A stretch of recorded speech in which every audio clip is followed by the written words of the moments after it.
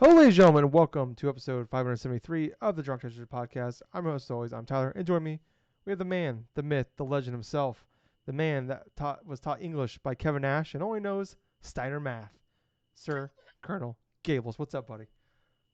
Well, man, I'll tell you what, man. It's like 63 and a quarter in the third shit, man. It's like it's Tell me about it's the all adjective play. the adjective play. Oh my God. Well, anyway, I'm doing pretty good, Tyler.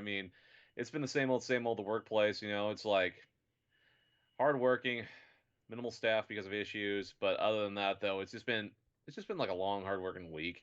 But at the same point though, I am happy because I got a 3-day weekend here coming up. Bitch. It's also the start of the fucking football season. It's already Go! started this Thursday that was an excellent game though between Mm-hmm. Kansas City and Detroit. But yeah, I'm very hyped for tomorrow morning and stuff like that. That's when everything else will start to go in the full gear. Obviously, fantasy football stuff. Going to see what the matchups going to go through, and I Yeah. actually got a number of good points though for my NFL fantasy things for having both Pacheco and David Montgomery on my team. Mm. But at the same time, though, gaming stuff, yeah, I've been playing some little bits of stuff here and there. But oh my gosh, oh my gosh, what else was I going to say here? But other than that, though, it's like I've just been going, just trying things out, just dabbling things off and on, though. But how have you been doing, Tyler? Gables, I'm doing all right. My yeah, I had a nice little 5-day weekend last week, so that was nice. Got a kind of recharge batteries a little bit. Definitely been running on E for a while now, so that was nice. And also timed out. I didn't do it because of Starfield, but it timed out with Starfield being out. And then Yeah. I talked about last week. I did the upgrade to the $30 upgrade to get the 5-day early access, which was just great and fantastic. Um, and just yeah, played a bunch of Starfield last week. It was really nice. Kind of depressing, getting back into the grind now, which fucking sucks. Of going back to work and all that. First world problems and I'm at work. I'm just thinking about Starfield, and Mm. I'm at home. I'm too tired to play Starfield. So when I get off work, so it's like, God damn it. So, but yeah, I'm doing all right. Otherwise, Gables. Also, we're actually not gonna talk about video games this week, guys. We're actually gonna talk about Olivia Rodrigo's new album dropped yesterday, and we're gonna talk about that. We're gonna go break down every single song by song. Olivia Rodrigo's new album Guts is out. We're gonna talk about the first song, Gables. Let's talk about All American Bitch. What was your thoughts and reactions to it? Hmm. Hmm. Gables didn't listen to the. He didn't do the homework. Gable, I sent you a whole long Google Docs about this. Let me double check He's this. like, "Fuck, did we?" I know you're joking with me, man, but still, it's still. You never know. I could have done it. Don't get like No, you me. probably did, and I just didn't No, think I about. didn't. But that's a. I wish if I would have thought about it before, like before just now, I would have done it, but I didn't. So if there's anything I am committed to, it's the bit. And if I would have known about the bit before, I would have done it. But no. Uh, That album dropped yesterday, and it is fire. ah. So, highly recommend people check that out. But no, I'm doing pretty good. You like you said, football is back. I'm super pumped for it. Got that Sunday ticket ready to go. I'm gonna just be a fat piece of shit tomorrow from noon till the time I go to bed. I'm gonna eat some Oreos. Bought some Oreos, Gables. Got some of Oh. the Halloween Oreos. Oh Probably yeah. ate that whole fucking thing in like over the course of that time. I'm gonna eat poorly, like I always do, but more than usual. Gonna grind And, up the Oreos. You're gonna make a big old smoothie, and then you're oh just my gonna have god, like this big old like just ranch dressing like hose in order to just to get you. that's all sounds. I was down with the Oreos and the smoothies, but the ranch dressing hose sounds terrible. I don't like any of that. Yeah, no, I'm doing fine otherwise. But if you like all this for some odd reason in our weird asses, please like, follow, subscribe, check us out wherever pods are on, podcast services are on. Please look for us there, Apple, Spotify, wherever you're on. Just Drunk Nerds. Look for us, you'll find us there. Subscribe, 5-star reviews. Just even if you don't listen to us there, just download it. Please give us a little bump there in the numbers. If you're watching us on YouTube, please hit that like button, that follow button, that subscribe button, whatever it is. Ring the bell if that's something you're into. And then Twitter, X, whatever the fuck it's called now, Facebook, Meta, whatever the fuck that's called now. Check The us out Meta on those. X. The Meta X. That, oh my god, what if they merge? That'd be awful. That's what happens when they finally have that UFC fight. Is they like, Elon and what's his face, they like merge together and they just And then, become one human, and then dude, now now they're they Meta X. basically kind of merged together like two Magnemites and stuff with another Magnemite that can write a Magneton. So instead of like they just not instead of like just having like some sort of conjoined like type of like things and stuff, they just create themselves like a freaking a like a fucking Meta X sort of Yeah. like bullshit or something where it's just like two M's and a goddamn Z just sticking up in the Oh air. my, that sounds well. The thing is though, when Magneton or Magnemite turns into Magneton, they evolve. I don't really feel like that's evolving. Like we've definitely went down several more steps. So it's a lose lose for everybody. But that's probably what's going to happen. They're going to punch each other so hard that they just fuse into one. Um, but anyways, I don't know, that's a weird tangent. But every week we get together, we talk about video games, and I drink a little bit of a beer. I'm drinking this week, Gables. I got so it's Oktoberfest season now. I got this different Oktoberfest here. It's Oktoberfest Festvia, and I was really excited about it. Spent a decent chunk of money on it. 6% alcohol. So I'm only Oh, drinking. oh Normally boy. I drink uh, four beers a night, but they're like 3.5, 4% usually. I'm only drinking three tonight because I don't want to You be want to remember stuff tonight. yeah, I want to make. I won't make it to the podcast to drink a fourth one. I'm getting, as Gables like to remind me all the time. I'm in my mid-30s now, so I'm only drinking three. But it's a disappointing beer, Gables. I was really excited about it. uh, Paid the premium price for this one, and it's just kind of there's no flavor to it. But anyways, Needs a little let's. pumpkin spice. Oh, I hate pumpkin spice. Love the smell. Don't like tasting it. But anyways, let's get into some news. Um, Not really a whole lot, Gables, going on, except for luckily a Nintendo leaker, Pyoro underscore X is his name on Twitter. He's a pretty good leaker of Nintendo news.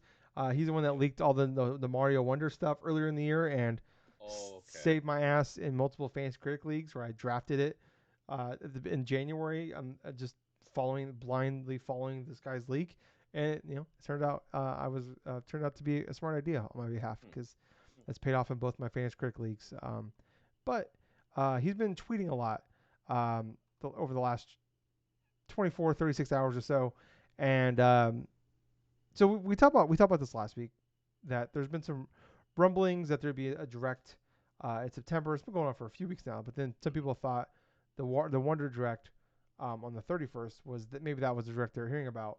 But some other people had some good points where like they kind of had to do it because there was a preview event, but also they were doing that Nintendo Live thing Labor Day weekend, so they did it right before Nintendo Live started last week because that game was available to play there in a demo. Right. Um, so that's probably why they did that.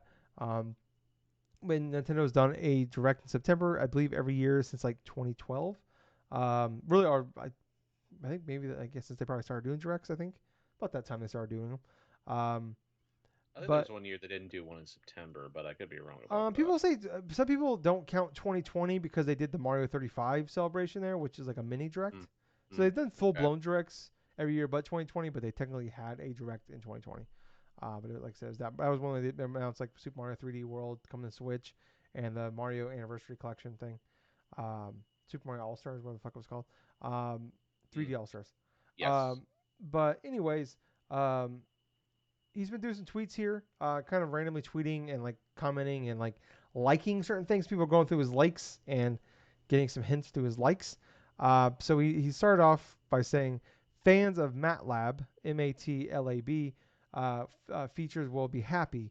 I don't really fully know what that means. I guess that from what people are saying, it's a F-Zero tease. There has been some rumors for a while, for about I don't know, maybe I don't know, it's so hard to keep track of time nowadays, Gables. But I don't know if it was earlier this year or at the end of last year. There were some rumors from Nintendo leakers about a F-Zero GX remaster of the GameCube game Yeah. coming on the Yeah. pipeline, and we were always you always have to take that with a grain of salt, obviously. But we've definitely seen this year where there's been a big influx of GameCube remasters going on the Switch. Coming out or like um, Yep. being announced. Like we had the Baton Kaitos is coming soon. We had Yep. Metroid. We know the Metroid 2 and 3 are coming. We got the Wind Waker and Twilight Princess coming down the pipeline. There's probably more that I'm forgetting.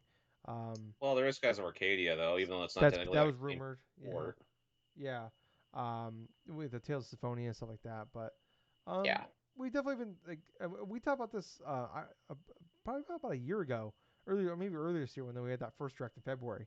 That's when it was, and I brought up that like I think Nintendo realizes that they can't like nickel and dime us on like they love like getting us to buy the old games over and over again, and I think they've realized that we're not going to pay, $5, 10, $15 a piece for like the Nintendo, Super Nintendo 64 games anymore. But there's GameCube has enough nostalgia now, and they're so expensive nowadays to play to get your hands on those things if you want to get them on a legal sense. That they probably see like, oh, this is a new source of income and a good way to like these games. You look at them, they age pretty well, like most Nintendo games do, and we can do minimal amount of work to them and sell them for $40 to $60 a piece. And I don't know, like it's also probably a good idea to like good way to like judge how popular these franchises can be if you want to bring back like an F Zero. So to me, like it makes sense obviously, but I feel you can talk yourself into anything obviously. But I mean, how you feeling about the possibility of an F Zero? If F Zero coming back in general, or specifically the GX remaster rumor?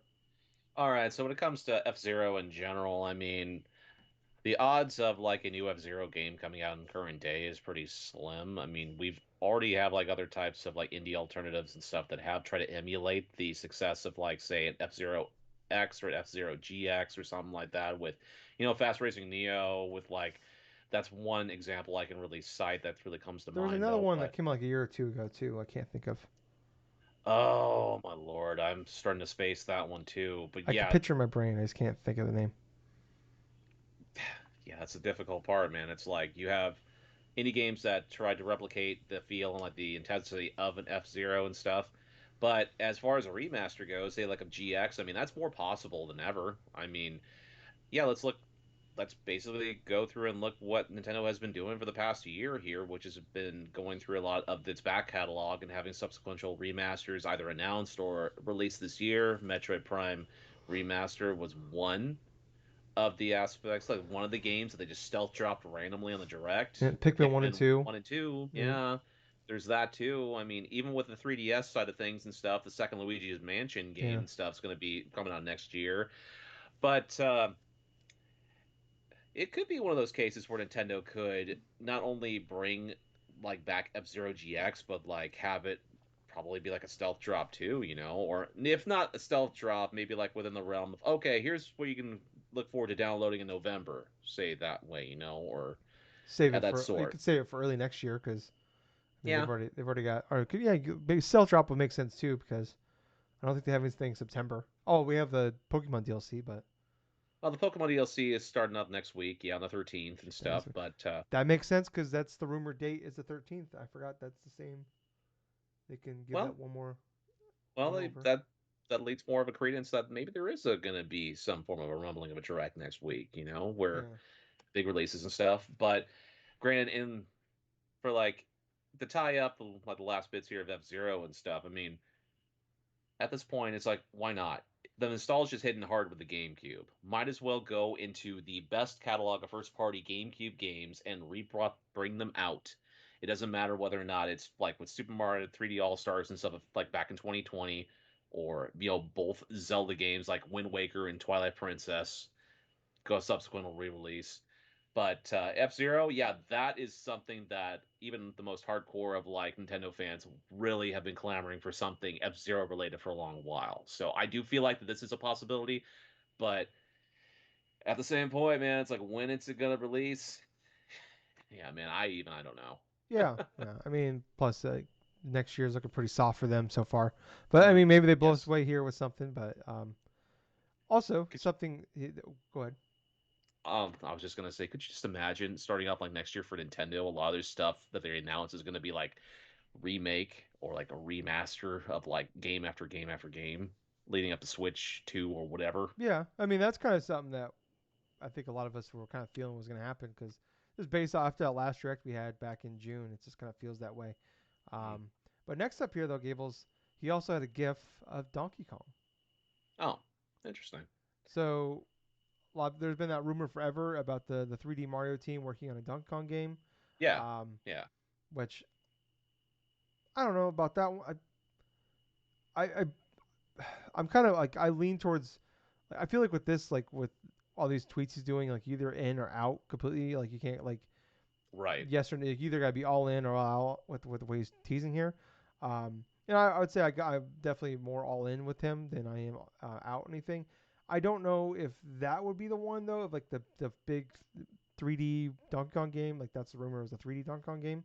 Um, I feel like if you have that, like just if that's a big game, save that for the Switch 2. Like looking at it from a business, like you kind of got to look at it from the business sense. Um, that would be the game you want to launch with. I know people say, "Oh, you got Metroid 4," but like Metroid's not a big franchise in the grand scheme of things. Um, like there's definitely a large audience behind it, but like if Well, it's granted, yes, it's not the best like grossing series like traditionally and stuff. I mean, obviously with the release of Metroid Dread and stuff, that did put even more exposure upon that franchise and is the best selling game in the franchise yeah, compared to say with Metroid Prime and stuff, even it's with the remastered stuff. still But just yeah, over 3 million copies though. Like to true. Nintendo, that ain't shit. So when like they're putting out like Luigi Mansion 3 sold like it's like 14 million units sold. Yep. So like Luigi Mansion's a bigger franchise at this point than Metroid. I'm not trying to talk shit about that franchise. That's just But like look, concretely, that's just a fact. yeah. That the I mean like Kirby was the Kirby Forgotten Land was its best selling and it sold in the neighborhood of 3 million last time we got sales numbers on it. Um, so yeah, like I don't think saving Metroid Prime 4 as like the key Switch 2 launch title would be a smart idea. Assuming that game is even going to be ready for Switch 2 launch. Um, so something the next thing he tweeted, I feel like is what ties into it. So he put in his next tweet was reminding. He said a reminder, Pac-Man 99 discontinues next month. hmm. Pac-Man 99 discontinues next month. So is he? Well, you could tie that in a couple different ways. Perhaps there's going to be something else that's maybe Pac-Man related that's going to be announced in its place, or it could be something more akin to say like what Pac-Man 99 or Tetris 99 was with another classic franchise. Maybe not I'm like Mario related, but I'm thinking DK94 related.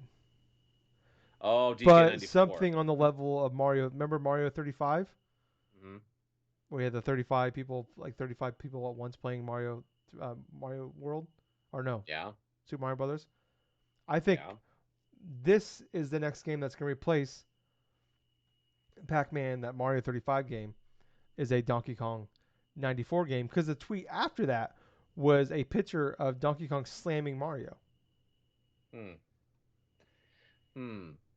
Honestly, it could be that, or it could be just original Donkey Kong.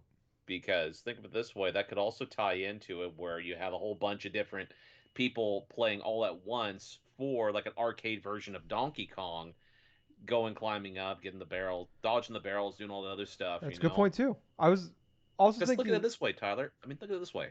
Every time that they've done a 99 or like some form of 35 Tetris, whatever. 35 or Yeah, something like that, it's been a classic game. It's been yeah. like either Super Mario Brothers, Tetris, Pac-Man. So if it's the regular Donkey Kong, that could fit along the lines of that. Original Donkey Kong is a good point. I was thinking, yeah, because I was thinking of DK94, like and there's also, but I was also thinking like if it's none of those, maybe that Pac-Man 99 thing is something else entirely. Hmm. We have a gift of Donkey Kong. We have a picture of Donkey Kong slamming Mario. Wasn't there's like those Mario and versus Donkey Kong March of the Mini games, Oh yeah, like yeah. DSi or something years ago? Yeah, Um, Mario vs. Donkey Kong, March of the Minis. I mean, that there was actually a couple different type of Mario vs. Donkey Kong games. There was on Game Boy Advance, and then there was on the 3DS oh, it's as 3DS. well. Okay, Yes, but wasn't there like a DSi exclusive one? yes, there was. I Okay, think. I all think right. there was DSi.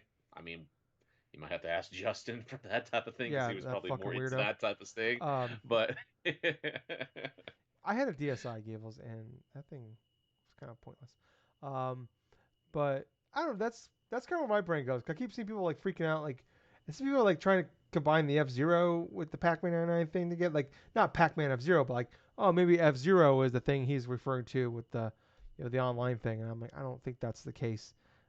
So kind of like sandwiching the Donkey Kong gift, the Mario versus Donkey Kong picture in between the Pac-Man 99 thing, tells me that we're getting something there. And Yep. is this year the 40th anniversary of Donkey Kong? The 40th anniversary of Donkey Kong. I thought that was last year. Was it last year? I Donkey thought it was Kong last year, but I could be wrong. anniversary. When was Donkey Kong created? 1981, so it was 2 years ago. Okay, so it was 2 years ago. Yeah. Yeah, that's right. We were kind of griping back then. Even some gamers were because they didn't really have like anything really I guess celebrating the yeah, they didn't. 40th. Yeah, they didn't do anything for his 40th anniversary. I forgot about that. That's a good point. I don't know. Yeah. So I mean, how you feel about the possibility, Gables, of what do you think of my ideas? You think I'm like maybe a little far fetched here, or like what are you thinking? I don't think you're far fetched. I mean, I don't believe you're far fetched in thinking that it's going to be something possibly Donkey Kong related. I mean, Donkey Kong 94 is a good guess, but at the same point, you got to look at the intricacies of what Donkey Kong 94 was, which was basically a puzzle platformer sort of esque and stuff. It's kind of a little bit different than, say, like a foray, like, say, how the arcade game was. Where, yes, even though that was an evolution of the arcade Mm-hmm. game, at the same point, if we're looking at like a game that's going to battle against, like, say, 99 or like 35 other players or whatever, then you're going to want something that's going to be quick and easy. And so having something quick and easy and stuff would be like going through all the different stages here for Donkey Kong as quickly as possible or something, or like, and like, say if you finish a level or something, you dodge something quick enough, you can put like all the projectiles in other players like sort of ways and stuff and create something a little bit more like to distance yourself from that. But yeah, I say that your guess was pretty good, but at the same time, I kind of doubt some bit of it because Yeah. it would not make sense in terms of a multiplayer style of game where the quick emphasis is to try to beat the other players and stuff for doing that. Yeah. I mean, If you can make the same argument about like Pac-Man, Tetris, and Mario were all single right, player games, and they were able to convert those over. But I think you're right though. I think you did like I was on the right path, and you took it to the end zone. With that one there. As far as I think you're right, the Donkey. I didn't even think about the just the actual Donkey Kong like Donkey Kong Junior games. Like those would actually make more sense mm, in this scenario here of that being like the multiplayer game that they put out. okay, Mm. Mm. Sorry, I take a drink of my beer. But next up here though, he wrote in Japanese, and then the translate of the tweet is that here actually I'll find the tweet itself and I'll just here it is. okay, Um, so he wrote it in Japanese.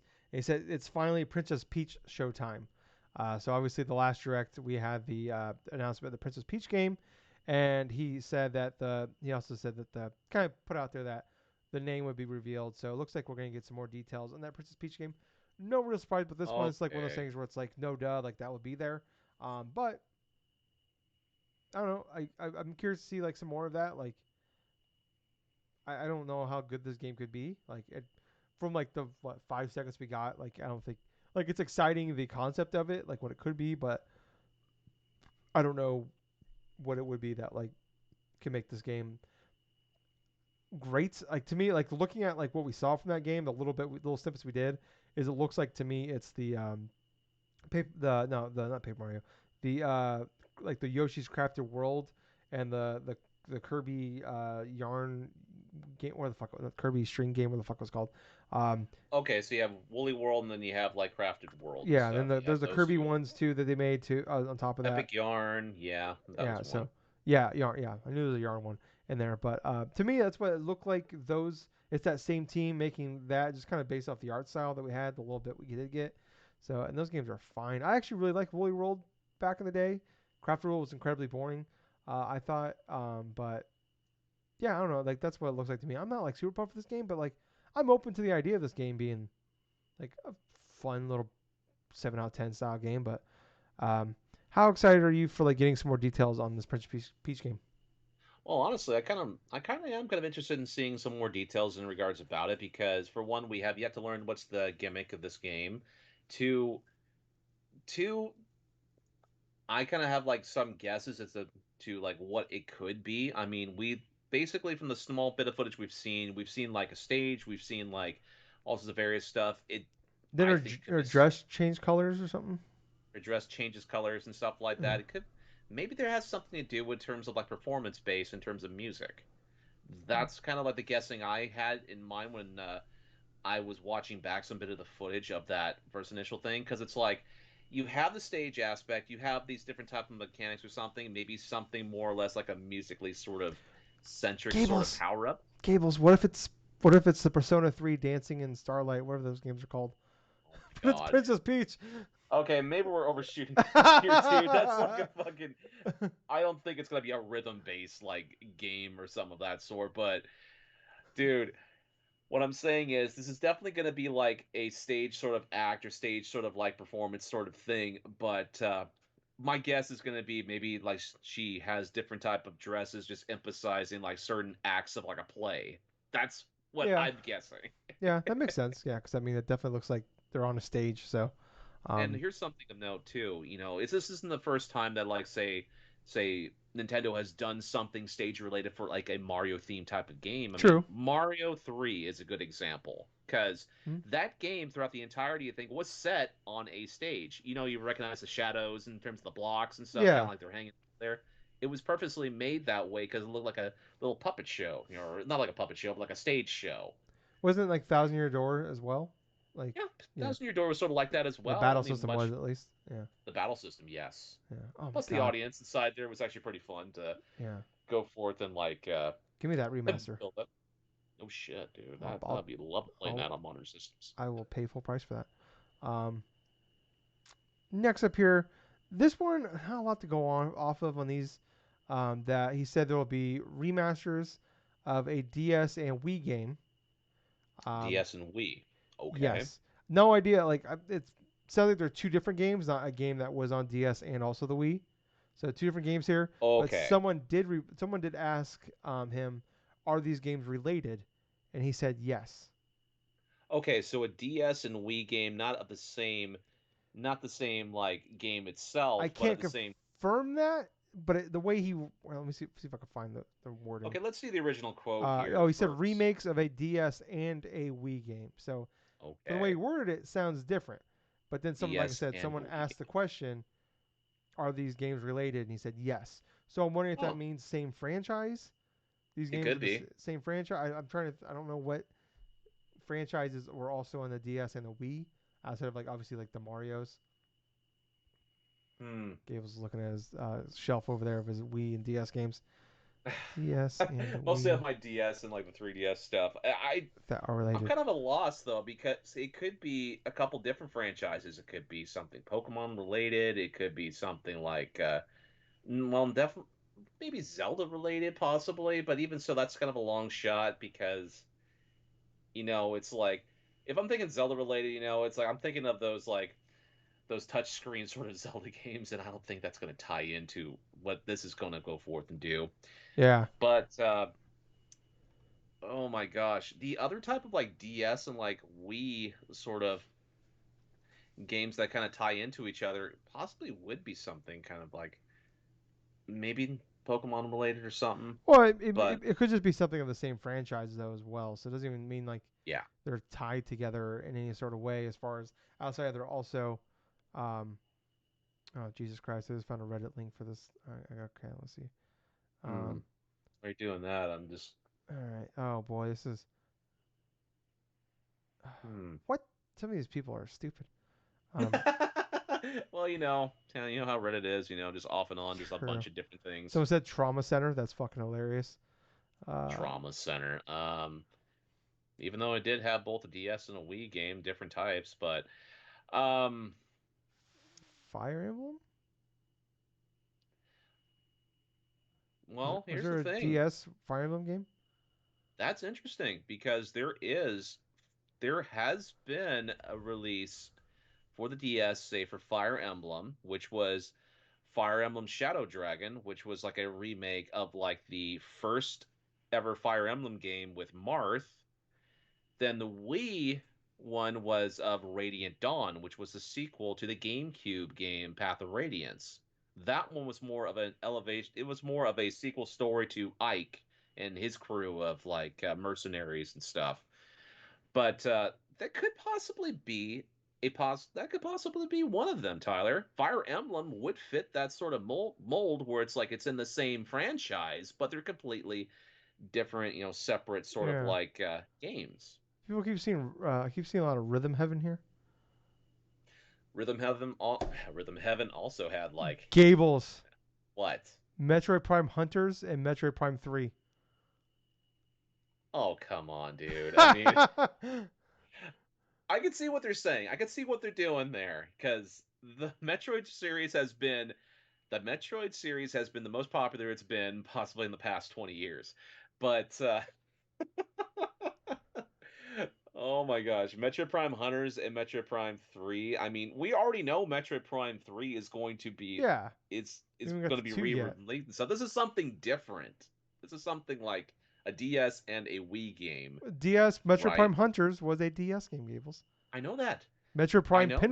Pinball. Oh my gosh. That's actually a really underrated game though. But oh god, what are some other I'm trying to think of what other type of like Spirit Tracks and Phantom Hourglass. Phantom Hourglass and Twilight Princess. Or Wind Waker, rather. mm, well, you could also tie like I said before, I thought Zelda, but then again it's like Phantom Hourglass, Wind Waker. I mean, I can understand like the art styles of it, but then again, if you're going to do the Zelda route and stuff, why not just do both Phantom Hourglass and Spirit Tracks and stuff as like together in some form of like package and stuff and just have it be at that. Because we're But stupid and people will buy them separately. yeah. But then again, if you do Wind Waker and stuff, it's basically going to be like the GameCube type of things. If you're thinking Wii, you're thinking about Twilight Princess. That's also sort of That's a good like point. That blows up my whole argument. Thanks a lot, Gables. exactly. That's why Thank initially. you for destroying my argument with facts. Bitch. Okay, so I'm just reading Reddit here. I had to back out. what about Donkey Kong? So he said it's not Donkey Kong related. Okay, so that's good to know. I forgot to mention that. Yes. People keep bringing up Punch Out, but I don't believe there was a DS There was not a Punch Out DS game. Punch Out game. So maybe we're like reading too much into the D. I don't. I just Well, how the the thing that related thing kind is of so like vague is the problem. that's the thing though. When it says they are related, it tells me that it's within the same franchise. Right. That's what I interpret. Yeah. I was saying Unless with they're gonna, yeah. I forgot to bring this up with the F-Zero thing, Gables, Uh, but I was thinking about this the other day when this first thing came out about when we started tweeting about this, that what Marth and Ike were to us on Melee back in the day, like who the fuck are these guys? yep. That's what Captain Falco is to people this generation. Absolutely. It's Captain so Falcon. Captain Falcon. Did I Falcon say in Falco? Ness. Falcon. Sorry, mixing up my characters here. Um, yeah, like we grew up playing the Melee games, and I'm like I had a Nintendo Power, so I had a vague idea of who they were, but like most people didn't know who the fuck those guys I were. didn't even know what those characters Yeah, were back then. Not like Captain Falcon, like friggin' Ness and stuff. Like yeah. I didn't think with Ness, but I can like no with Marth and Roy and stuff like that, and Melee and stuff. All I know is they were from a series that was Japan only at that mm, point, up until Path of Radiance is released in 2003. yeah. And now fast forward 20 years later, there's people playing Ultimate now, and they're like, who the fuck is this Captain Falcon guy? Like it's so They only crazy. know him from memes. Yeah, like meanwhile, Marth is probably like everybody knows all like a lot of Nintendo kids growing up now, that are hardcore enough video game fans. No Fire Emblem, no Marth. They know Fire Emblem, they know Marth because they know if they played like Fire Emblem Awakening and stuff like that, or even like some of the newer Fire Emblem games, they're going On the to Switch, yeah, recognize more of Marth.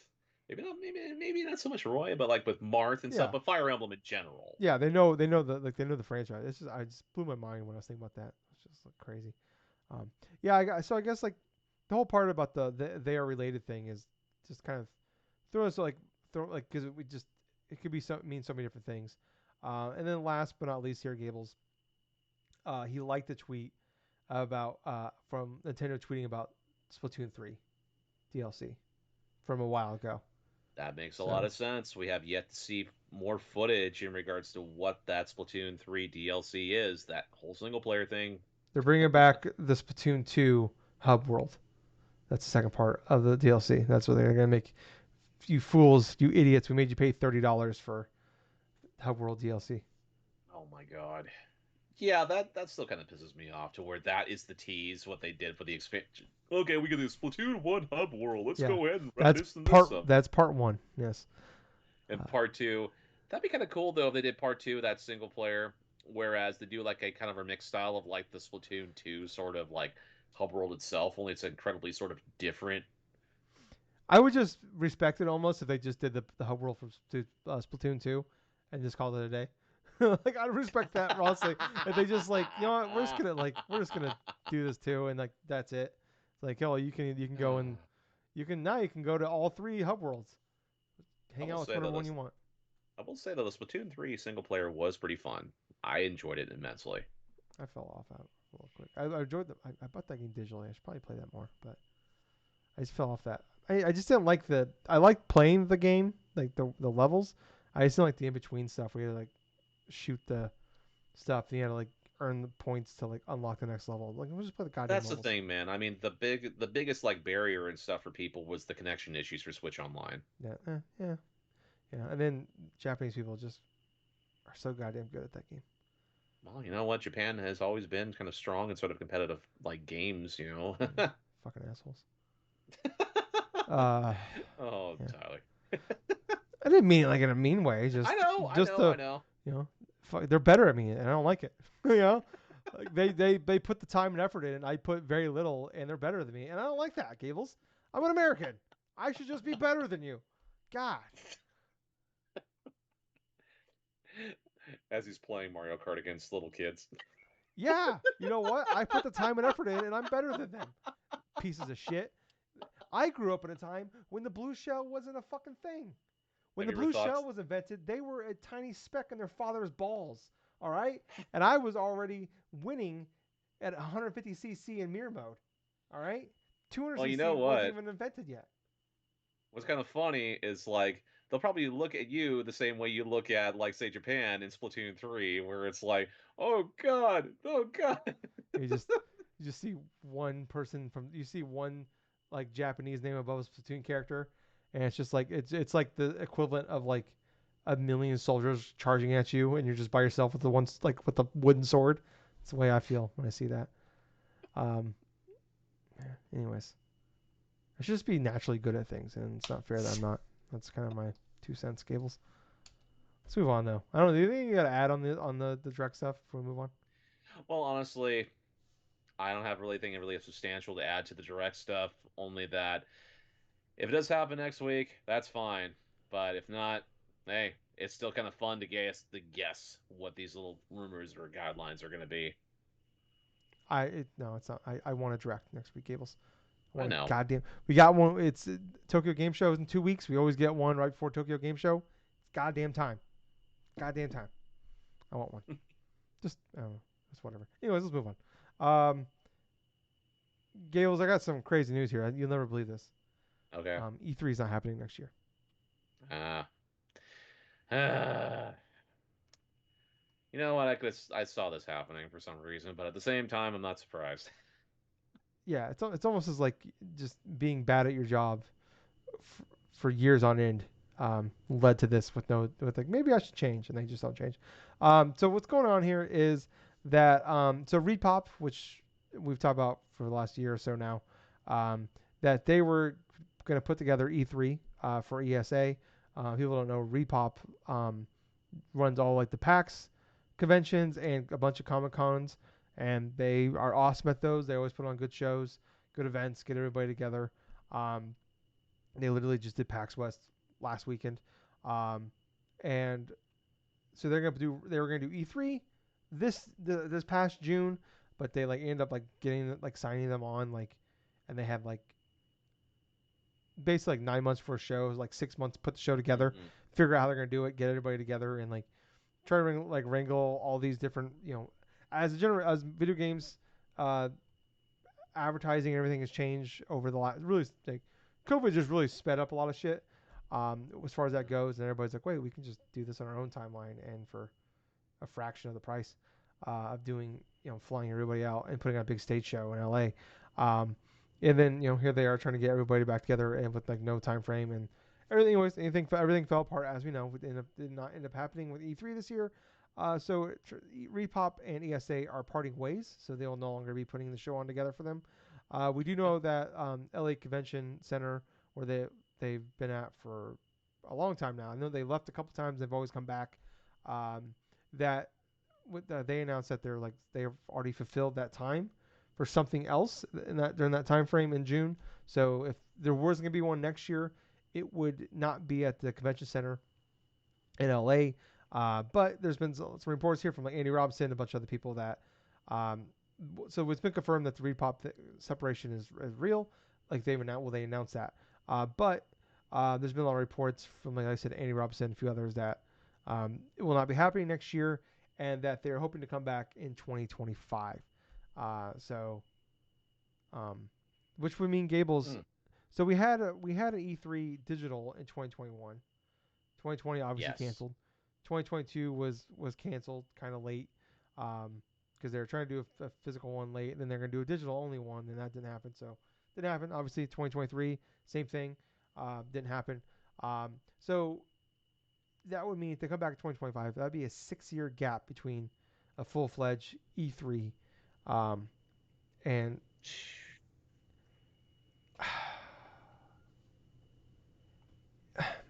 I it's over.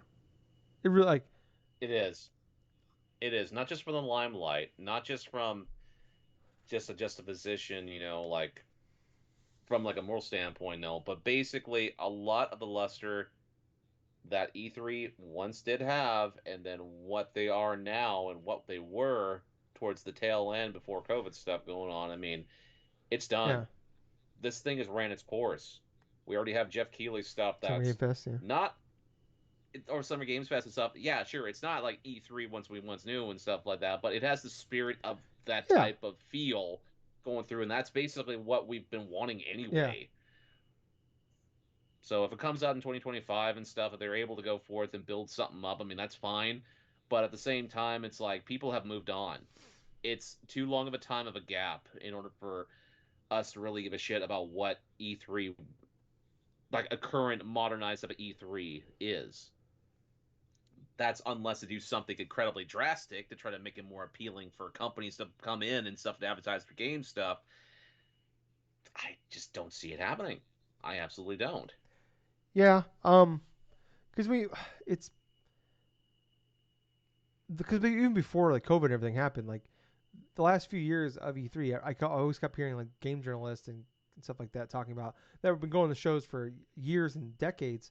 Like Jeff Gertzman and a bunch of other ones who literally went to like the first one, and was talking about Yep, like it just every year he'd go and it just like it felt like they were getting 1 year closer, like it was like a death, like it was slowly dying, and he was watching it every year, and he kept talking about over and over again. He's like, it's dying, or like I don't know how it comes back next year, and then obviously COVID happened. And it's like much like movie rental places that were left in 2020 were quickly gone. yep, A lot of movie theaters that were on its last legs were quickly gone in 2020. Like just kind of like that just sped yep. up the process for a lot of things, and a lot of companies learned to adapt or change or went away.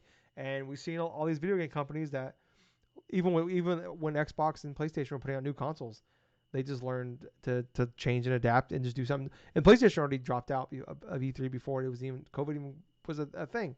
Um, Yep.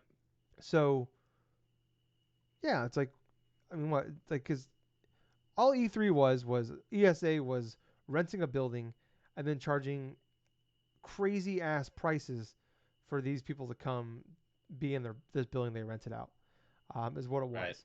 Um, and all these companies realized, like I said, that like earlier was, instead of paying ESA a ton of money to just rent the space out and then paying several $1 million to build a studio, fly these people out, have all these teams build demos and trailers for this thing, and then have like live demos and on stage interviews, have hundreds of your developers and publishers coming out to be at these shows. It's like, well, we can just like, like with the direct thing, it's like we can just for probably $20,000 just put together a 45-minute long, tightly edited video package thing. We don't have to worry about any errors or issues or awkward interviews or control, like Uncharted 4 demo where the game just froze live on stage, like that. Like we can control the message, um, and as gamers, like like that's really what we want. Like we're not going to the shows itself, and it's like we just want those things. Yeah, like I still miss that not having how it was. Like I've always thought about like I would just like to have. I don't care if it's E3 or if it's Summer Game Fest or whatever. I want those that time. Like I just love that like 5 day stretch of like you and me, Gables, like just watching all these fucking conferences and getting together every night, like watching them and then talking about them at the end of the night, and like we were just doing it from the comfort of our own homes, and it's like it was a rush and like it was fun to do it, and it was good for like the content and good for like getting views and downloads and whatever. Um, but it was that. But like by the time like even just watching from home and doing all these podcasts stuff like that, it was like I always would feel kind of exhausted for like afterwards because it was like like a job, but it was fun at the same time. But True. yeah, like I missed that definitely. But like with this whole thing with E3 was it was like it's kind of how like print media was in the 2000s with the internet, where companies either learned to move with the times or people was like, oh well, like they were stubborn, they just kept going, and we've seen all those a lot of big time magazines either they're gone now, completely gone now, or they're kind of a shell of what they used to be, or like they've somewhat adapted, but they're not they don't have the same name values they used to, and we're No. seeing that right now in the entertainment world, especially with like Absolutely. with cable televisions dropping faster than ever, but yet it's costing more and more money to have you know big sports on these because they cable needs these sports more than ever. All these like big live shows more than ever, but also they have less money than ever to pay for this. We Exactly. see the movie theaters like movies. People are going to the theaters like they used to. It's kind of boomer bust. It's like movies either make $1 billion or no one goes. They make they're a bust. Um, with streaming services, everybody I think spread so thin. We see video games now more than ever. People are like, they like instead of just like making like double A has gone away because it's so expensive to make games. Demos like those double A games have gone away, so it's like we want to make these big, huge, $200 million budget games that will sell 10 million copies, or we want a live service game. Like it's just we've seen like this giant change in everything. That's a whole long-winded way of like saying that like the ESA had this cash cow, and they never either thought they can just keep going forever, didn't want to change, or didn't know it was coming. There was a big, huge fuck up there, and then they just thought they probably just kept getting away with it, and eventually COVID forced everybody to change, and they didn't really change with it. So I don't know, like I've always said, like I'm not saying like the Summer Game Fest is perfect, but I feel like it's spiritually, like you said, spiritually, it's kind of done a pretty good job of like capturing the thing that we want. The E3 Right. to be is probably the closest we'll ever get to E3 ever again. Um, and I wouldn't be shocked if we get another one. I felt that way initially when they canceled it earlier this year. They canceled this year's earlier. Um, I wouldn't be shocked, in 2024, 2025, maybe they come back, or 2026 they try to come back one more time, but I don't think it's gonna work. And honestly, missing 2024 that's hard because like Nintendo has been pretty loyal to the ESA. They were gonna be back. They didn't do a big June direct in 2020 when the E3 was around. They didn't go. They did one in 2021 when they did the digital one. They didn't do a Summer Game Fest direct with Jeff Keighley the last 2 years. They were gonna do a they were gonna be a part of E3 this year. Then they fell out, they dropped out when they realized it wasn't going to happen. So they have loyalty to ESA, and they have a new console coming out next year. That'd be the Mm. perfect time to have like that. Like you have it if your ESA trying to be like E3, like that is the perfect like we have Nintendo's console here at E3. This is where you're gonna see it. This is where people get a chance to play it. This is where we're gonna show it off, and like there's so much image you could tie in together, and they're not gonna have it. So I don't know. I feel like that would have been a perfect comeback if you could have got Nintendo Oh, with the Switch absolutely. 2 or what the fuck it's gonna be called. But yeah, I don't know. They bungled. They dropped the ball. And they have no one to blame but themselves. So it just kind of sucks for everybody, gamers included, on that. So um, let's move on here, Gables. Um, before the show, Gables is like, "Oh, like I was, I'm like, I don't have a lot to talk about this week." And Gables was like, "Oh, we had the big anniversary to talk about." And I'm like, "Oh, really? There's a big anniversary? What's that?" He said it's the 24th anniversary of Dreamcast, and I was like, "Oh, I thought it'd be something important, but it's not. It's the Dreamcast." So, anyways, Gables, it's the 24th anniversary of the game of the Dreamcast. I know you are a bigger fan of that thing. I never actually owned one. I only played one a handful of times at like other people's houses and like demo units. I'm a big fan of Skies of Arcadia, but I played the GameCube version, and that's Hmm. kind of my extent of knowledge with the Dreamcast, other than the PlayStation immediately destroying the thing. Um, but yeah, Oh yeah. talk about it, Gables?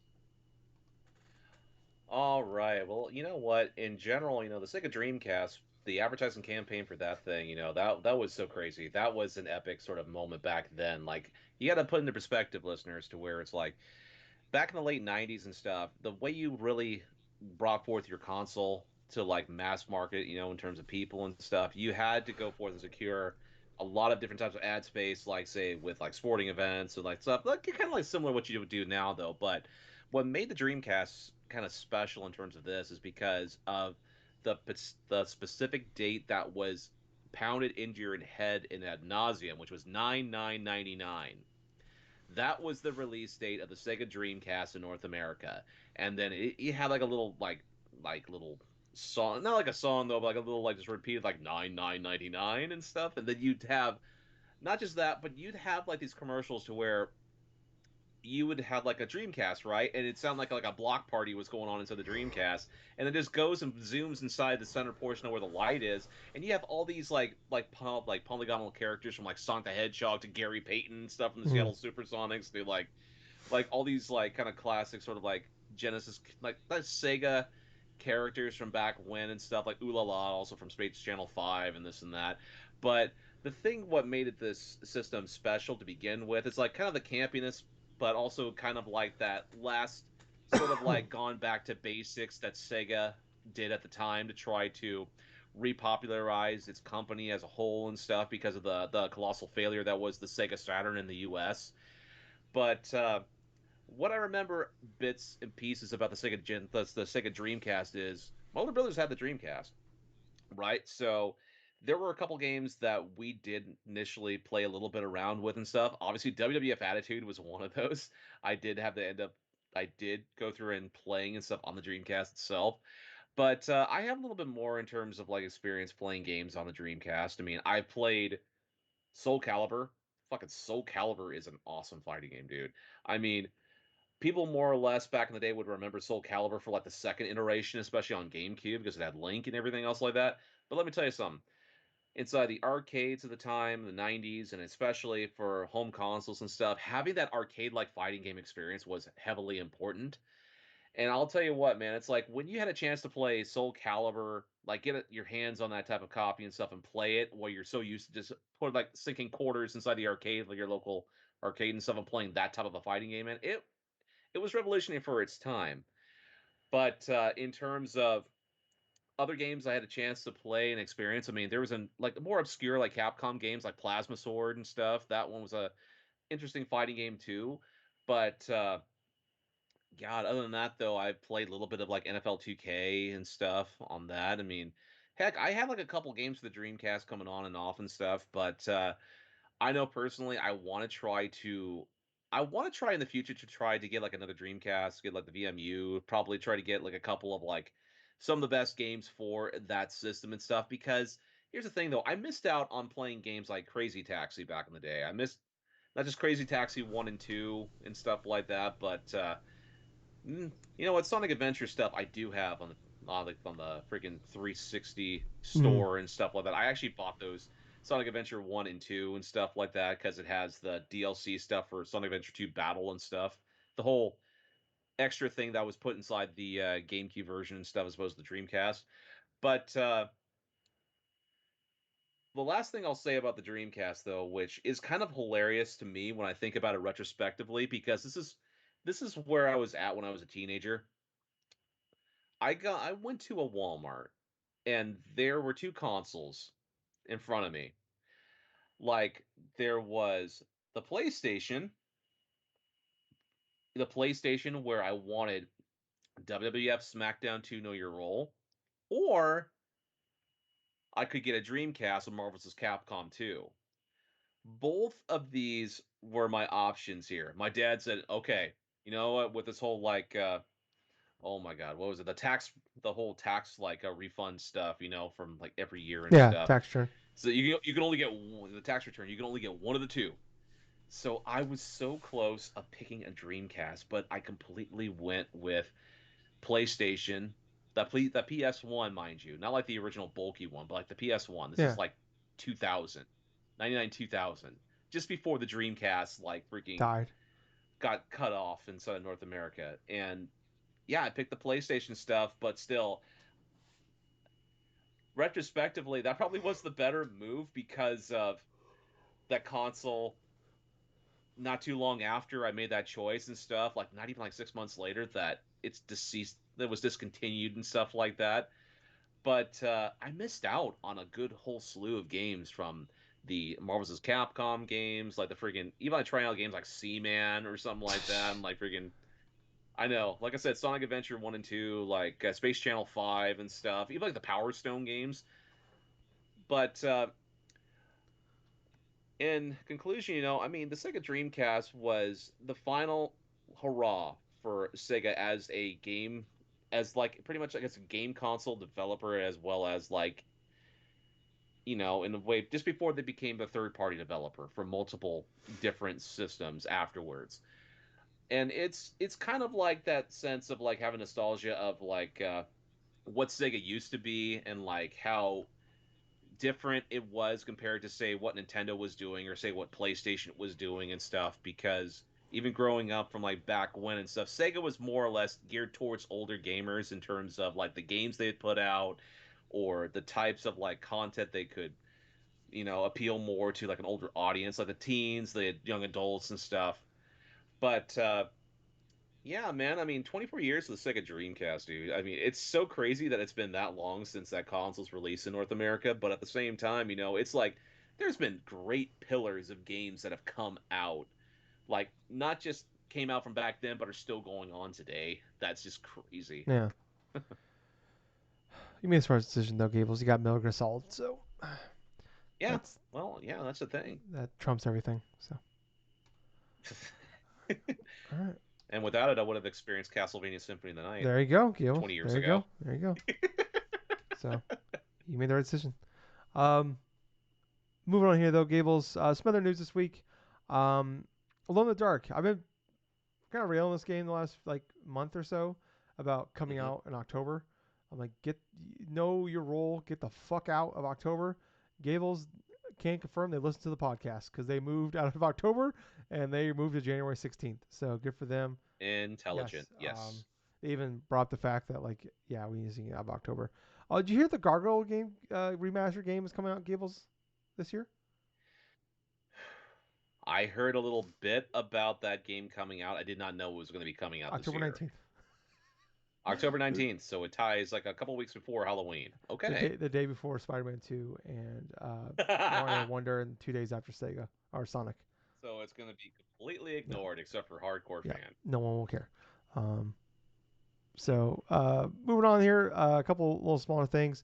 No Tears of the Kingdom DLC was confirmed by Nintendo. They said there was no plans for Tears of the Kingdom DLC. They said they kind of maximized the fun of that game, and after 60, just me playing 65 hours of it, can't confirm. Don't think there's much else they can do with that fucking game.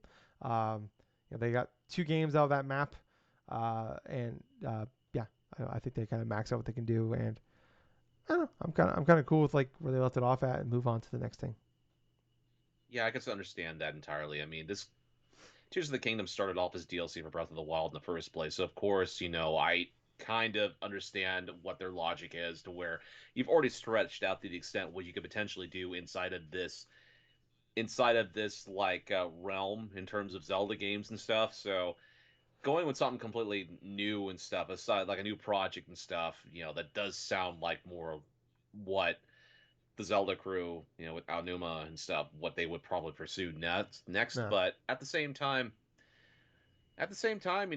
we've heard developers in the past do say similar aspects of they're not going to be doing this or doing that and stuff, and then all of a sudden something comes out for it. Yeah. You know, Instead of spending the next year or so working on DLC and like just start working on the next thing.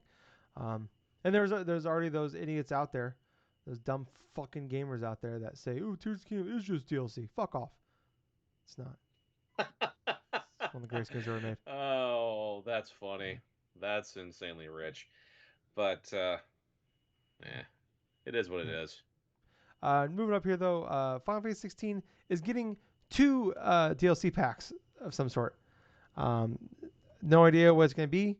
I'm not going to spoil the game. I beat the game earlier this year, but like that game is tied up in a pretty good knot at the end. They kind of wanted to make that game its own full thing. Like they didn't have plans to do Right. DLC. At least that's what they're saying. But at the time, but um, yeah, they said they're working on two more DLC for that game. No idea, like I said, no idea what's going to be, when it's going to be coming, and also that they are working on the PC port as well. So keep an eye on that one. I am interested in more of Final Fantasy 16. Um, but if it's just like here's more story missions that take place during the game, it's like I'm not a big fan of DLC. That's just like, hey, it's like this is like an offshoot deep side mission thing you could like do inside the game. I was like, I'd rather have like something that goes post game or add something more to it than just that. But yeah, Yeah, do some post game would make more sense to me. I mean, granted, yeah, there are DLCs and stuff that tie in like missions to the main yeah, game or something that's more of an epilogue sort of as type of thing. But if they're thinking about grandiose DLC stuff, I mean, come on, something after the main story concludes and then like going through more aspects of something even more like colossal or even something like more or less like an introduction of unfinished ties or yeah, something like that, or like a brand new threat or something of the sort. I mean, I could see that being potential big DLC stuff that they could try to do with Final Fantasy 16, but at the same time, I'm not too sure. I mean, I still have yet to go through and play a substantial chunk of Final Fantasy 16, but still, more DLC could be potentially yeah. And I awesome. mean, they throughout the game they there's the missing icon they bring up a few times throughout the game that we just never Hmm. see in the main game. Minus spoilers, I guess, for that. Interesting. And I don't know. Like I feel like maybe they were setting the seeds for DLC for that. Like that would interest me if that's the case. That's what they go for. But we'll have to wait and see. So that's probably a ways off. Next up here though, Gables, we have the NSO games for this month. They announced Kirby Star Stacker is a puzzle game that was only ever that was on the Game Boy but never came to the United States. I don't really even fully understand what this fucking game is. Um, I'm just gonna watch the trailer again here. It's like a match three type of like a Dr. Mario style game looks like here. Um, Yeah. that was a Japanese only game before. We also that's the Game Boy game. In the NES is getting two games. We're getting Joy Mech Fight and Downtown Nek it's Neketsu March Super Awesome Field Day. I'm gonna try that again. Downtown Neketsu March Super Awesome Field Day. And then for Game Boy Color, we are getting Quests for Camelot, which is a actual real IP of I believe was that Warner Brothers movie? It was a Warner Brothers 1998 theoretical release. It was a kids' film back in the late Yeah, 90s, obscure now. Quest for I remember Camelot. watching it. The Yes, movie was fine, yes, but the movie was fine and it's stuff it's like a that, it's a but rip off of Link's coming, Awakening is what the game is. dude, coming out, having that be one of the main things you advertise for like a Game Boy Color release, it felt. let me just say this right here. For the entirety of what this initial NSO release thing felt like to me is like they're either like contractually obligated to just, okay, we got to release this somehow instead of chunks in order to try to pad this so that it doesn't seem like they're getting complete shit for this month. But Kirby Star Stacker, the Super Nintendo or Super Famicom equivalent and stuff like that, never released stateside because this is a Super Nintendo game that's like from 1998, Yeah. dude. That's something that's crazy to me that there were games being released with Super Nintendo, even as even as it more like forward than like say 2 years after the 64 released. But yeah, man, I mean, we only got Star Stacker inside the United States as a Game Boy game only. It's a match three. It's basically it starts out as like a casual sort of puzzle game and stuff like that, but it gets incredibly difficult quick. But Joy Mech Fight, I actually had a chance to play a good chunk of it this past week. I'll tell you what though, it's not bad. I mean, it's separated inside of stages and stuff like that, and it's like it's it's one of those type of fighting games that's kind of weird because you have a two-button layout. You have these particular types of like robots or something like that that you have to battle against one another with, and you basically can do like various combos.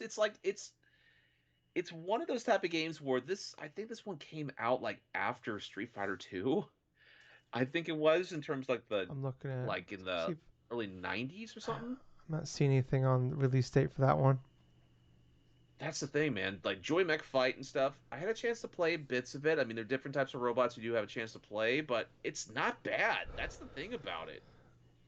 What a It's actually like a decent what a game, weird which drop of games. it definitely is. It's mostly imports and then a licensed title Yeah. game for a movie. But for the relay race one, the Downtown. whole Come on, put some respect on that name. Downtown Neketsu March Super Awesome Field Day. yeah, it's yeah, the River City, the River City like field day It was like game and track stuff and like that, where field it's with like like the River City engine. yeah, and basically you're throwing like weapons at like your opponents and stuff to just try to knock them Yeah. off so you can At go one point, and they were literally running through someone's kitchen.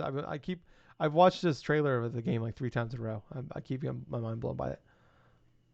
I know, right? But I will say this, man, it's like the NSO releases for what they stealth dropped on us and stuff, it definitely is weak. I mean, I was not expecting like say a moving tie-in game to be released alongside. I mean, like I said previously, it just felt like an attempt to tie in a movie-based game with like a couple of other games. Like Kirby obviously is the one that's leading off because that's the most recognizable. Yeah, But then it's like you got all these obscure like Japan only games and then like a movie license. It just felt incredibly very weak weird. in Very comparison to weird. what we got. Yeah, I mean, if 2023 is already busy enough, we don't need to add 3 more Game of the Year eligible titles to the list. Um, moving on here though, Todd Howard did talk about Indiana Jones game that they're working on at Machine Games, and mentioned that see you next year. So expect Huh. to see that next year. Speaking of Xbox, Interesting. Xbox will be at Tokyo Game Show. They'll be doing an event on September 21st. I believe though, because obviously taking place in Japan, that the start time for that is like 2 a.m. Pacific time. So, Shit. um, Oh, forget that. yeah. So Gables will be at the live react to that one. Um, he will not. That's like 4 o'clock my time, so that's definitely not happening. Um, Stray is getting a animated movie adaptation, um, and they're calling it the first ever Hope Punk game or movie rather, which there's nothing hopeful about Stray, and I feel like whoever wrote the script for this or the idea for this movie never actually played the game. Yeah, makes sense. There's like, I mean, why the hell would you call it a Hope yeah, Punk I get the movie? punk side of things, but there's nothing hopeful about what that game is. I feel like you missed the entire story of that game. Um, Yep.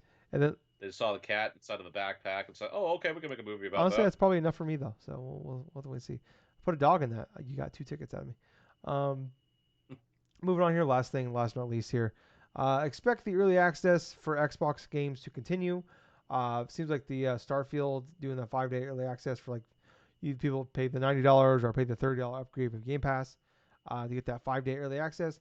That is something that looks like it's here to stay for Xbox. They've done it for a long time now. Like I remember like Gears 4, I know maybe 4. I know 5 did.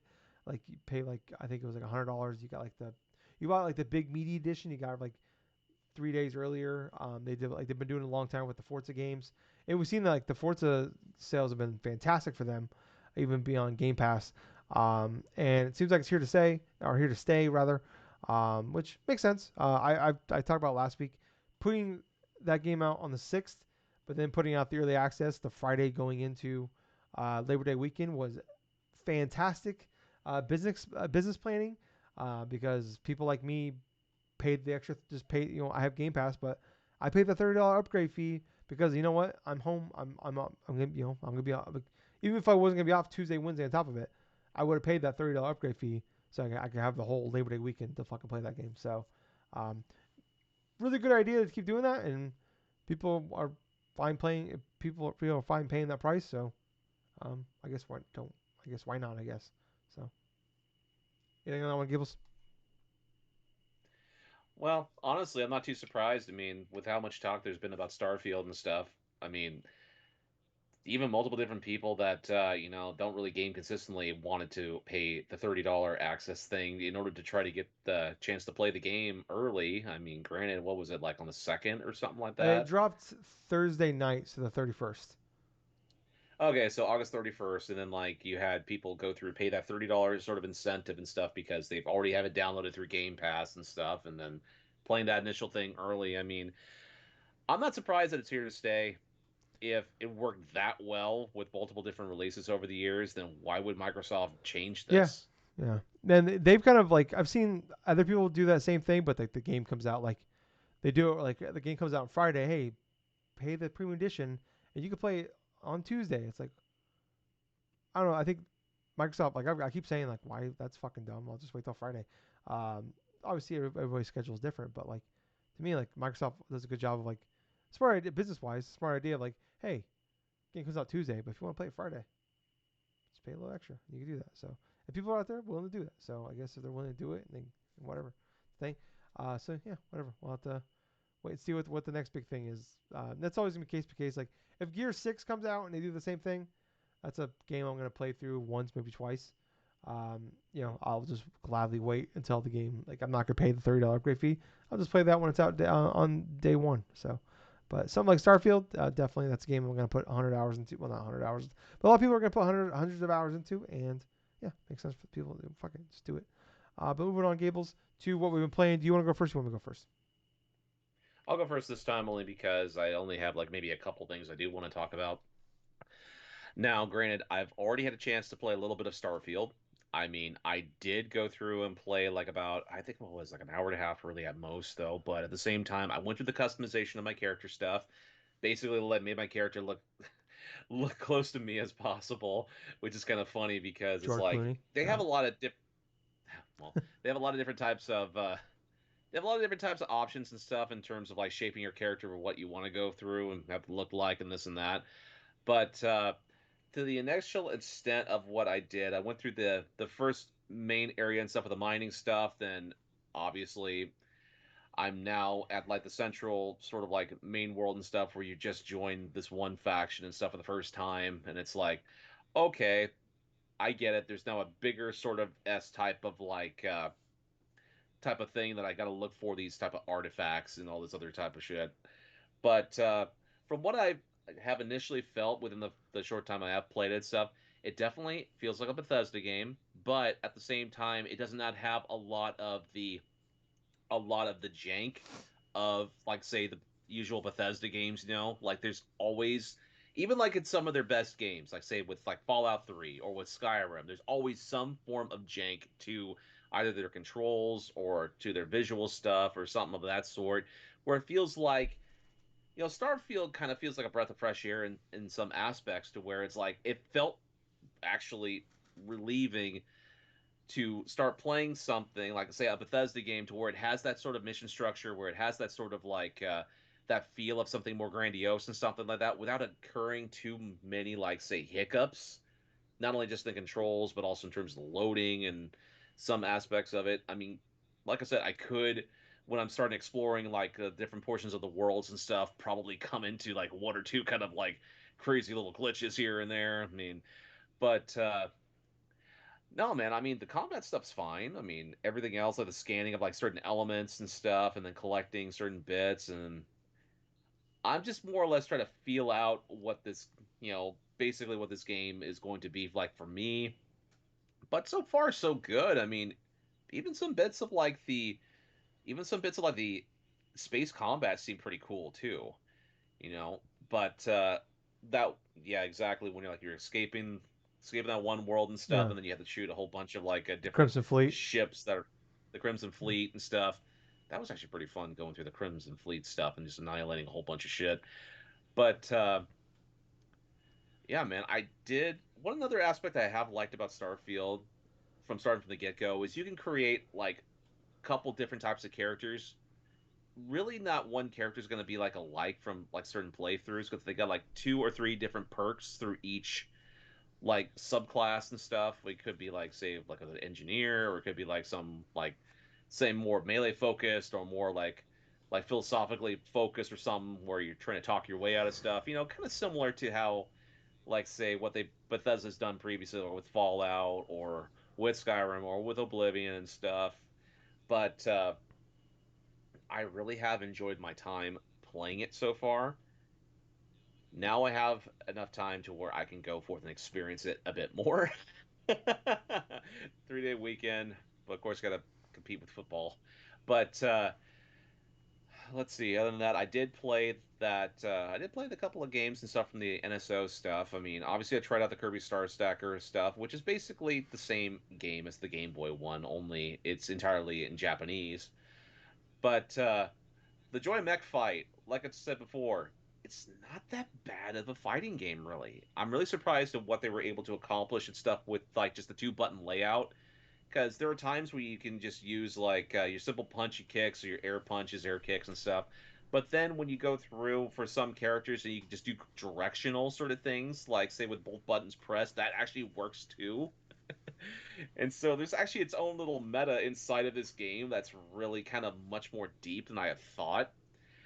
But at this point, I've only gone through the first initial stage of this game, where it's like the first initial stage kind of feels like the entirety of like facing an entire fighting character's roster worth of things, right? So I basically had like about 9 or 10 battles against different types of monsters, like different types of robot fighters and stuff. And it basically all kind of remind me of Rayman, right? Because like you see the limbs and stuff are like transparent, and it's just like big heads, bodies, and stuff, and feet, and you know. But action's pretty fast. You can go through and do basic things like you can in other fighting games. Like you can grab, you can do like also the bunch like punches and stuff. You can do like certain uppercuts with some fighters too. Like you'll actually go through and maybe do like almost like a Shoryuken with some. So there definitely is some influence, like say from Street Fighter delved into this. But yeah, I didn't have a chance really to test out Quest for Camelot because I don't give a fuck about that game. I'm sorry, but it's like it's a Zelda clone. I understand that, but there are better Zelda clones out there, especially some that you could actually buy on the eShop right now, like say like Blossom Tales or like anything else. At least that's $3 and something right now on Switch for sale. Or just play But Zelda. or just play Zelda, Yeah. exactly. Play Tears of the Kingdom, Yeah. Or there's or any other Zelda game that's on the yeah, it's on service. NSO. Yeah, there's like 6 other ones you can play. But oh gosh, oh gosh, what else have I been playing? Oh yeah, yeah, you're probably gonna get mad at me a little bit of this though, but I actually did buy Vampire Survivor on the Switch, and so that and the DLC. So I've been playing a little bit of that too.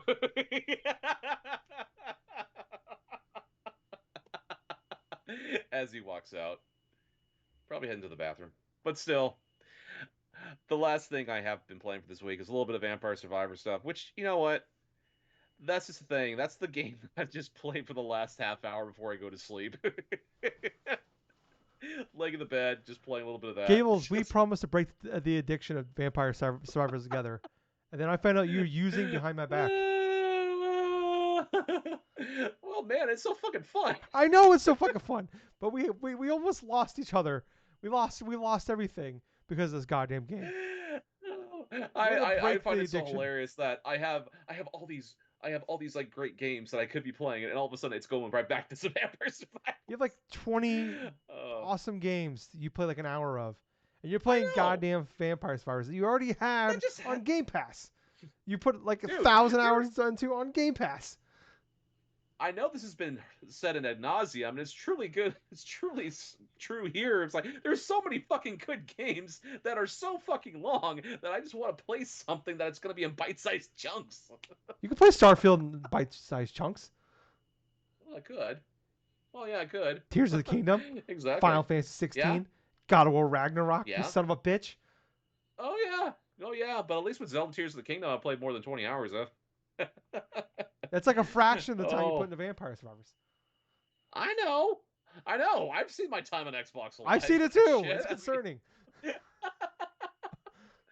Oh my gosh. But yeah, that's pretty much what I've been playing for this week. So Tyler, you're up. I'm only playing one game. I'm so upset with you right now. I've only playing one game this week. It's Starfield. I talked about last week. I was like Mm. 13 hours in when we recorded last week.